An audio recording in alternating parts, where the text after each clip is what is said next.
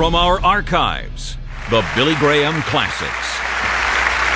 To you that are watching by television, this great stadium here at San Jose University in the southern area of San Francisco Bay in San Jose is filled to overflowing. There are a few empty seats here and there, but if you took the people on the ground that are sitting all over the ground, it'd more than fill this great stadium where the Spartans play. Tonight I want you to turn with me to the Old Testament, to Joshua the 24th chapter. To Joshua the 24th chapter. Now you that are watching on television are going to see a telephone number across the screen. You call anytime during this program or after the program, and their counsel is standing by to talk with you about your spiritual problems and your spiritual needs. And so pick up the phone and call. If you call and it's busy, call again. Now the 24th chapter of Joshua. Joshua, as you know, was a great military leader. And he took the place of Moses when Moses went to be with the Lord. And the 15th verse. Now he had called all the leaders of Israel together at a place called Shechem. And he's getting ready to die. And this is his farewell address. And during this address, he warns the people about their idolatry. He warns them that the judgments of God will fall upon them unless they live for the Lord. And here's what he says. And if it seem evil unto you to serve the Lord, choose you this day whom you will serve. If you want to serve the devil, serve him. But make a choice.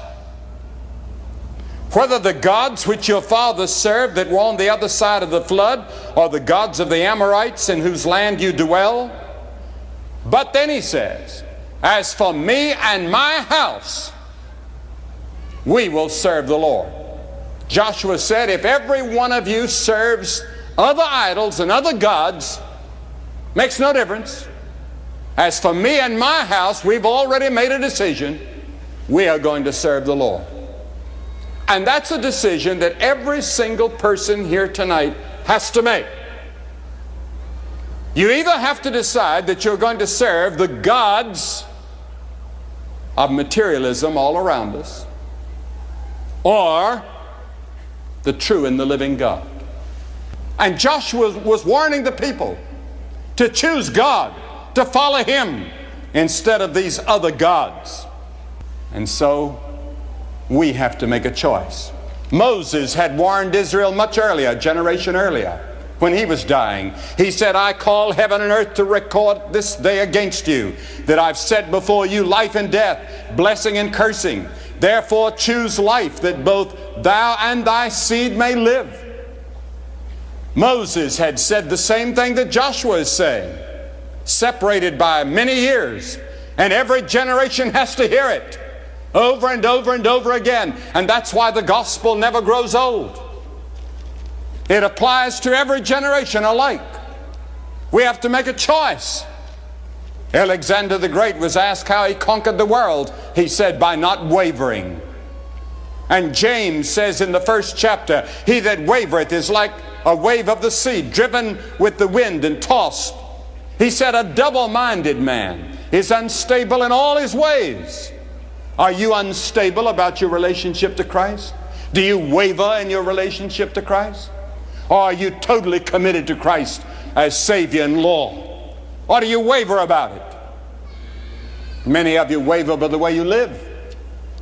And Jesus warned the hypocrites, people who pretend one thing and live another. This was his great battle with the hypocrites in the church. We have old proverbs that are familiar to us all. He who hesitates is lost. Procrastination is the thief of time. A stitch in time saves 9. A bird in the hand is worth 2 in the bush. Don't waver. Make a decision. Do it now. That's what Joshua was saying. And Joshua, the great military hero that had led them from victory to victory, reminded them of all the victories that God had given. And he said, serve God and live. Serve these other gods and you'll die and come under the judgment of God. And the message has not changed. Now the wars were over. But Joshua found that the people were going toward idolatry. And many times the problems of peace are greater than the problems of war. And he had called all these leaders to Shechem. Now Shechem was a place, the most historical place in all of Israel at that time, and still is today. It was where Abraham had first settled when he left Ur of the Chaldees. It was where Jacob had purchased his parcel of land. It was where the bones of Joseph had been buried when they were brought up from Egypt. And so there are two mountains there. I've stood there. And on one mountain he put 6 of the tribes, and on the other mountain he put the other 6. And Joshua spoke with a mighty voice, even though he was an old man. And he reviews the history of Israel and how God had blessed them, and how they had won their victories not by their own power and their own strategies and their own ingenuity and their own strength, but by the power of God. And the people should have been grateful to God, but instead they were now going to other gods. And we in America should be grateful to God for the blessings He's given us. But what do we find? We find that we're worshiping other gods. The gods of pleasure, the gods of lust and greed and hate, the gods of materialism, even the gods of war. And Joshua tells them that such a condition cannot continue. They must decide whether they want to serve the idols or to serve the living God. And He will not allow any neutrality. Neither does Jesus Christ. And Joshua said, you have to decide immediately now. Choose you this day, not tomorrow, this day, whom you're going to serve. And many of you are going to have to decide tonight. What is the number one priority in your life? Is the priority Christ? Or is the priority something else? Christ demands first place. There's no room on the throne of your heart for two gods. It's either Christ or it's the other God. Because I believe the emphasis we must lay it out straight that you cannot serve God and mammon. You must make a choice. And I found that the harder the challenge is, the greater the response. Young people today want a challenge. They want something tough and hard. All right, give your life to Christ. He'll challenge you, because He says you must deny self and take up a cross. He says, I'm going to a place of execution. Come and go with me. Deny your own selfish ambitions and lust and turn to me and go to the cross with me. Now, Paul taught that a Christian is someone who has turned to God from idols to serve the living and the true God. There's a film showing throughout the world this year called The Idol Maker, but a Christian is an idol breaker. And regardless of their decision, Joshua said, "As for me and my house, we're going to serve the Lord." You know, Adam and Eve had to make a choice in the Garden of Eden. God said, if you want to build a wonderful world, we'll build it together. But I'm going to test you, because I've given to you the ability to choose. I haven't made you a robot in which I could punch a button and you would obey me. I've made you in my image. You have the right to choose. So when Adam and Eve faced that choice, they chose wrongly. They broke the law of God. And God said, in the day that you do, you will suffer and die.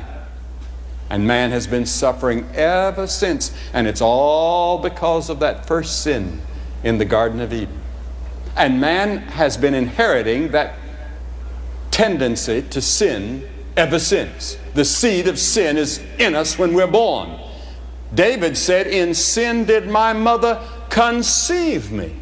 Think of it now. At conception, sin was already planted.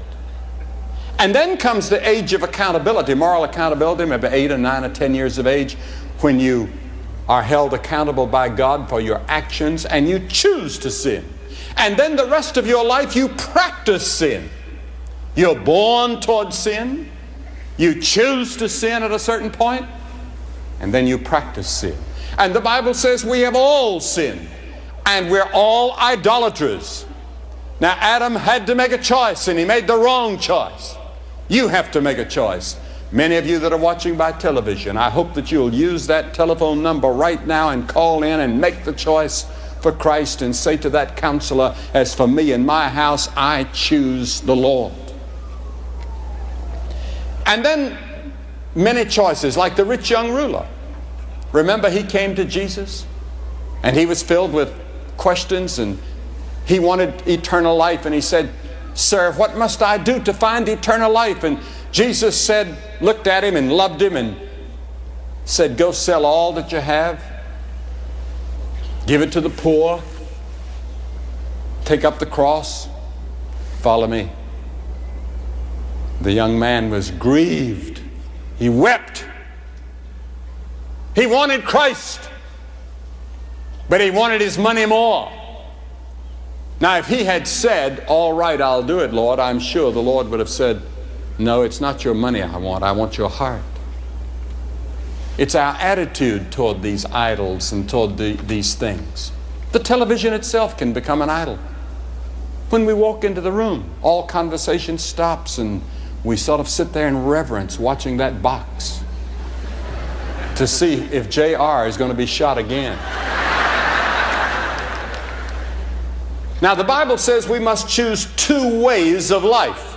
Jeremiah had written, "Thus saith the Lord, behold, I set before you the way of life and the way of death." There's a way of life, there's a way of death. Which way are you on? Jesus said, "I am the way. I am the way. I'm the only way. I'm the only way to permanent peace. I'm the only way to permanent joy. I'm the only way to eternal life. I'm the only way to forgiveness of sin. I'm the only way to the Father. You have to come by me." And that eliminates a lot of people. When Jesus began to talk about dying on the cross, a lot of his followers left him. They said, "Lord, we thought you were going to sit up on a big throne and we were going to drive in Cadillacs and we were going to have beautiful swimming pools and lovely ladies and all the rest of it. We didn't really know that you were going to die and wanted us to go with you. We thought this was going to be a kingdom and we were going to overthrow Rome and we were going to rule the world.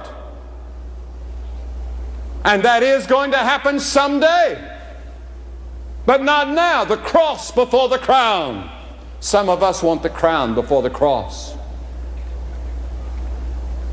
The Bible says there is a way that seemeth right unto a man, but the end thereof are the ways of death. What are some of the ways? Well, some people say, "I'm going to follow my conscience," but you don't follow your conscience. Many of us have dead consciences. Your conscience is no longer a safe guide. You've hardened it, you've deadened it. And then other people say, "Well, I try to be sincere in everything I do." We're here on a football stadium right here. And many years ago, I saw a man pick up a football and he ran 65 yards the wrong way. Now, he was one of the most sincere fellows you ever saw. Lost the game. And then there are many people that say, "Well, you know, I do a lot of good works and I give money to charitable causes and I do all that. I'm sure God will understand." The Bible says, "For by grace are ye saved, through faith, not of yourselves, but the gift of God, not of works, lest any man should boast." See, if you could work your way to heaven and pay your way to heaven, you'd get up and say, "Look what I did. I got myself here by my own good works." The only way you're ever going to make it is to come to that cross where Christ took our sins and our judgment and our hell and identify ourselves with him. And then there are some people that say, "Well, I'll reform, I'll do better." I know people that are always saying, "I'm going to do better," but they never do better. They don't have any power within them to do better until they come to Christ. And when you come to Christ, an explosion takes place of power that he gives you to live a new life. I can't live the Christian life. I have no power within me to live the Christian life. The Holy Spirit has to live in me and Christ has to live through me. I cannot live the Christian life. I'm a total flop and failure. Jesus said, enter ye in at the strait gate. For wide is the gate and broad is the way that leadeth to destruction, and many there be which go in thereat. Because strait is the gate and narrow is the way that leadeth unto life, and few there be that find it. Few, he said, only a few are going to find that narrow gate and that narrow way, as I said last evening. Are you among that few? You not only choose between two ways of life, but you choose between two masters. Jesus said, no man can serve two masters, for either he will hate the one and love the other, or else he will hold to the one and despise the other. You cannot serve God and materialism, he says in Matthew the 6th chapter in the Sermon on the Mount. You have to make a choice. All the way through the Bible, choices, choices, choices, choices, choices. Not only between two ways of life and two masters, but you're going to have to choose between two fathers. Two spiritual fathers. He said in John 8 a very shocking statement. The 44th verse. He said, you are of your father the devil, and the lust of your father you will do. Now, he says, for many of you, the devil is your spiritual father. Now, you're not aware of it. You wouldn't admit it. But that's the way God looks at it. There's either God, your spiritual father, the true and the living God, Christ, or there's the devil. And then you have to choose not only between two ways of life and two masters and two fathers, but you have to choose between two destinies, heaven or hell. Solomon wrote about the way to hell in Proverbs 7:27. C.S. Lewis, the great Cambridge and Oxford professor, he taught at both universities, used to emphasize, he said, no one ever had so much to say about the way to hell as did Jesus Christ. On the other hand, no one ever spoke of heaven with more clarity and authority as Jesus Christ.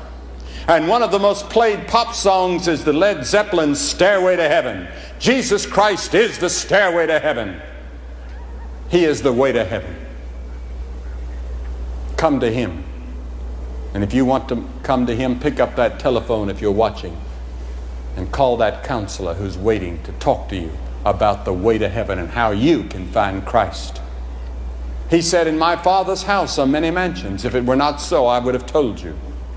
Yes, Jesus is in heaven preparing your estate right now, waiting for you. There is a future life.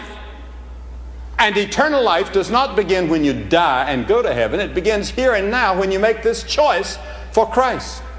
Because eternal life comes to dwell in your heart tonight. Jesus Christ is the gateway to heaven. Now this choice also you must make yourself. Joshua said, as for me and my house, we will serve the Lord. Your father can't make it for you. Your mother can't make it for you. Your children can't make it for you. This is where you must choose yourself. He knew that he could not choose for the tribes of Israel. They must choose for themselves. Man is a social being.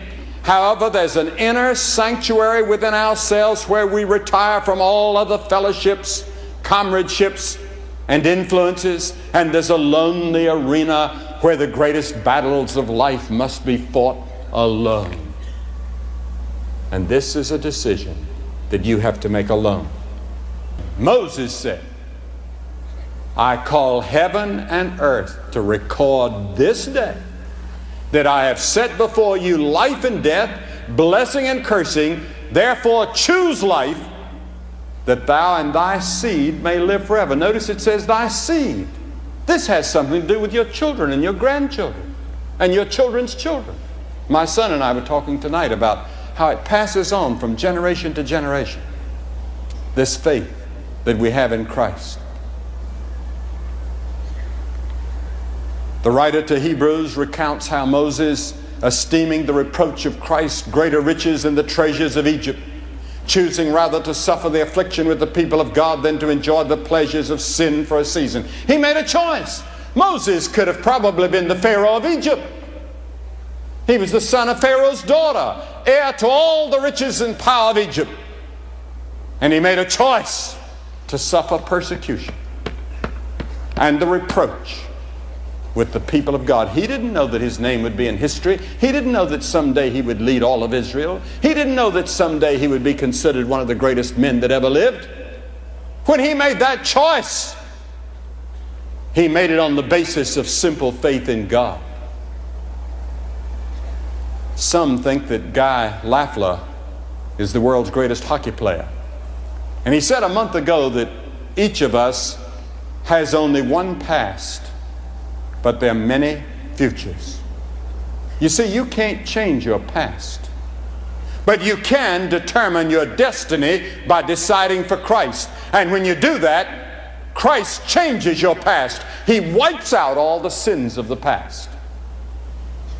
Because you see, the blood of Jesus Christ, his Son, cleanses from all sin.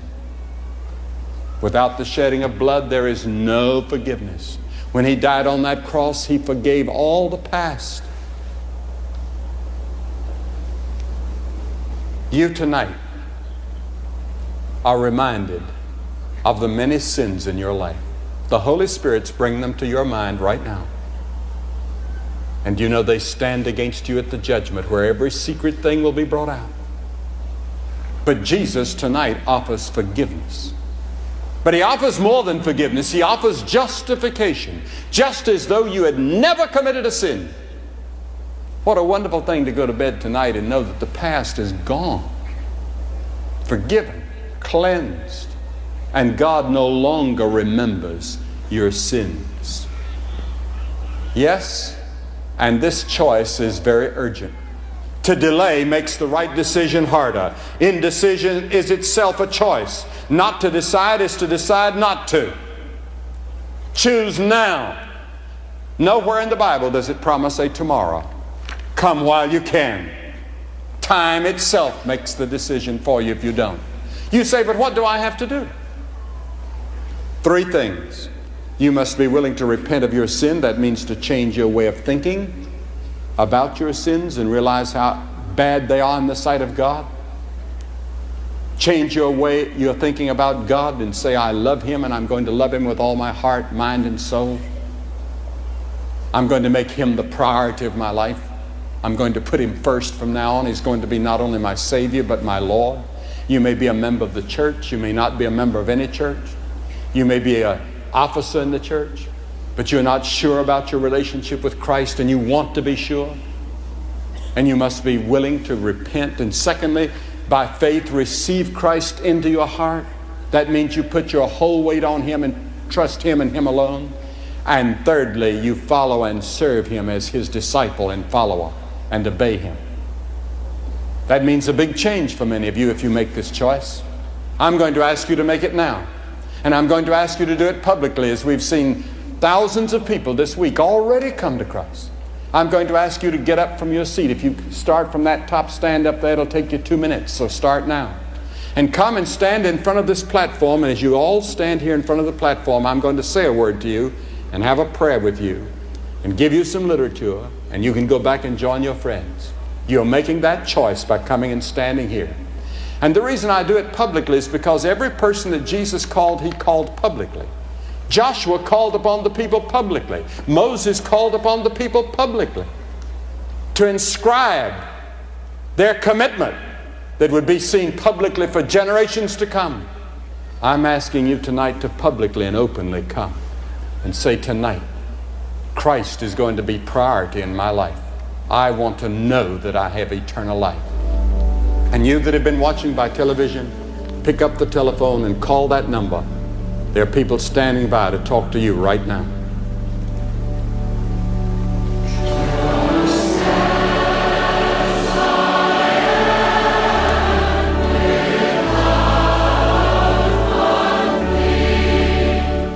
As hundreds are responding to Mr. Graham's invitation to make a public commitment to Jesus Christ, you can make that same commitment right where you are. Just pick up the phone and call the number you see on your screen. Special friends are waiting to talk with you and pray with you about this most important decision.